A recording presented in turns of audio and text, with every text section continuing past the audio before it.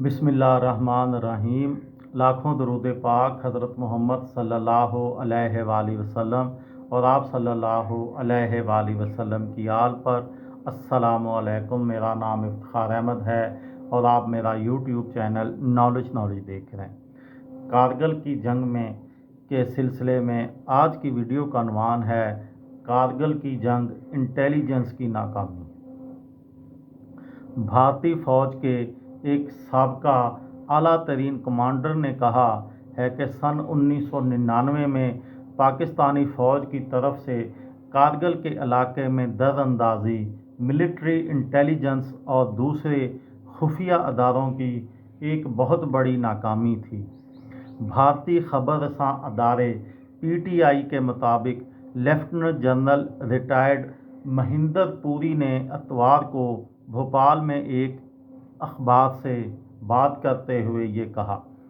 भारतीय फ़ौज के जनरल का कहना था, पाकिस्तान का मकसद कारगिल में पेशकदमी करके कश्मीर के मसले को आलमी तौर पर उजागर करना और कारगिल के इलाके में लाइन ऑफ कंट्रोल को तब्दील करना था।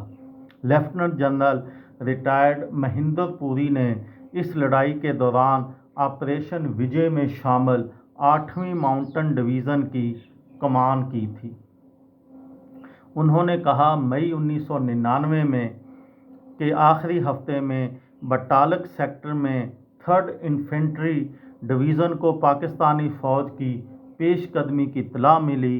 उन्होंने इस मौके को याद करते हुए कहा कि बाद में इस बात की तस्दीक हो गई कि पाकिस्तानी फ़ौज ने एक वसी इलाके में पेशकदमी की है। उन्होंने कहा, इस पेशकदमी का दिफाई मकसद श्रीनगर से लेह जाने वाली सड़क को ब्लॉक करना था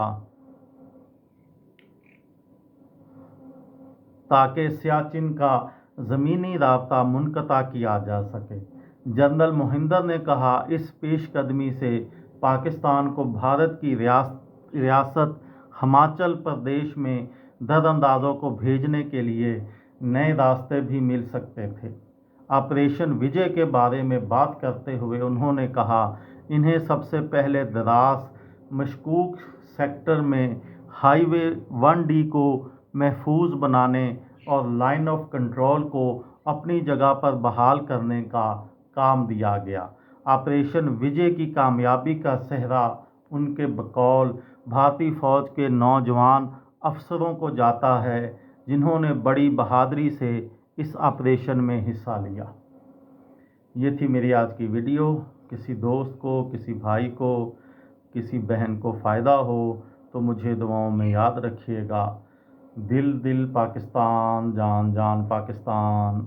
अस्सलामु अलैकुम।